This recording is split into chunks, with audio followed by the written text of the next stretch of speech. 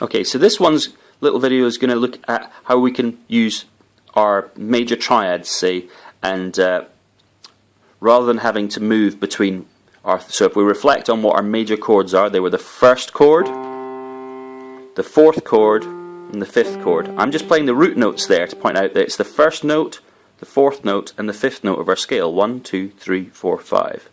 If we play the triads, our traditional shape, we're just playing a root, a third, and a fifth, skipping out a second note and the fourth note. Then we move that shape up here to our F, the fourth note, whereas we find another major chord, and up to the fifth chord where we find another major chord. You can see that that blocky shape has got a very kind of large motion about it. You're making big leaps in the sound. Okay. What we want to look at here is what we might call an inversion, where we're not starting necessarily with the root. Let's just reflect on some of the ideas we've done. We know that we're doing roots, thirds, and fifths. So C, D, E, F, G. There's C, E, and G. Okay. Let's just look at that. I'm going to move up the octave. So, say here I've got C, E, G. I can move these notes around. This is my palette of notes, C and G. So I might take the high G and put it down the bottom. So I've got the fifth on the bottom there. Okay. Likewise, I might start down here, root, third, fifth, C, E, G, and I might take the root and move it up the top. So now I've got my third, fifth root. Say I take the third and put it up the top now.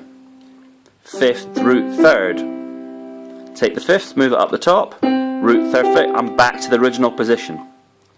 So we can call this, classical training would tell you this is called a root inversion. Then when we take the root and move it up the top, we get our first inversion. They call it first inversion. What's happened is we're starting with the third on the bass. Okay, and then we take the third and move it up the top.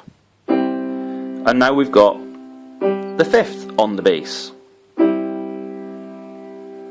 Okay, so these are our three shapes that we're going to have. And we can do the same thing with any of our chords. There's F, take the root, put it up the top.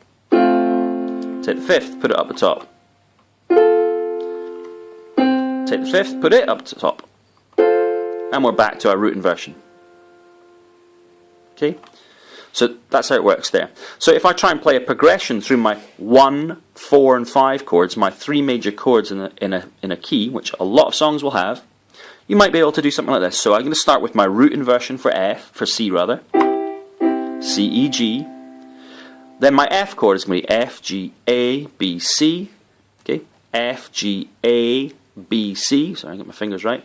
So that's our other major chord. What we're going to do is, so it's F, A, and C are the notes. We started here. C is in that chord. F, A, C. What I'm going to do is do my inversion where I've got the fifth on the bass. Okay, so it's the second inversion.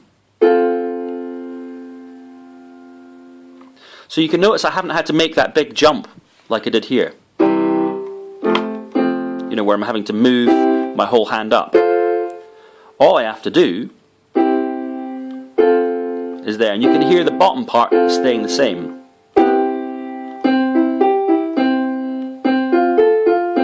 It's chords 1 to chord 4, but without making much motion. Sorry. Okay. I could also do it the other way. I could move down. Sorry.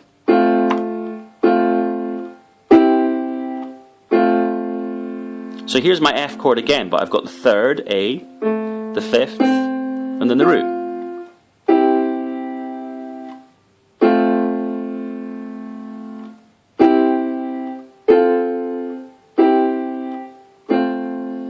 It's still moving C to F, C to F.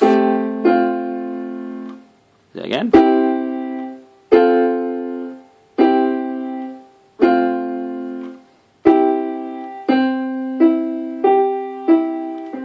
There's the F, back to C, and my other F. Okay, so there's an idea for it. Now, so we'll look at G now. G, A, B, C, D. G, B, and D are our three notes of this other major chord, the fifth chord. Okay, traditionally, well, when you learn it, you're just going to play there's the normal one with the root inversion. We started with C here, so I'm looking at ways where I don't have to make that big motion with my hand. So what we can say is it's G, and I've got that in the chord. In this C chord, C, E, G, it also has the fifth, C, E, G, the starting note for chord 5. Chord 5 being the chord that starts on the 5th degree of the scale. I haven't got that note up there, we can do it down here. So G is in both chords is the important part there, just like C was in our F chord. F, A, C. Okay? There's shared notes at times. Okay, so we're going to retain this G and say, well, it's G, B, and D are the notes in our G chord, our chord 5. And lo and behold, they're just here. This shape. Our first inversion, because I've got the third on the bass. Here's the root inversion. And here's first inversion.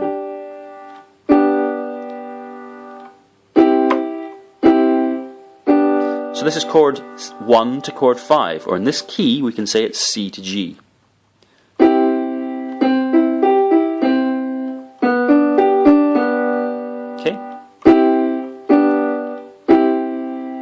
And again, we can do a different inversion as well by starting from the 5th.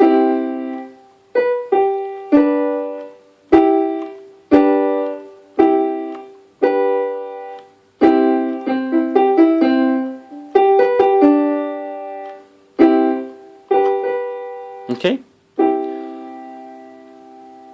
So if I try and put all three chords together, C, F, and G, C, and then I'm going to retain the C for my F chord, F, A, C, and then I'm going to G, and I do this one, my first inversion, third, fifth root, G is the root, B is the third, D is the fifth, G, B, D. Yeah, so we get this.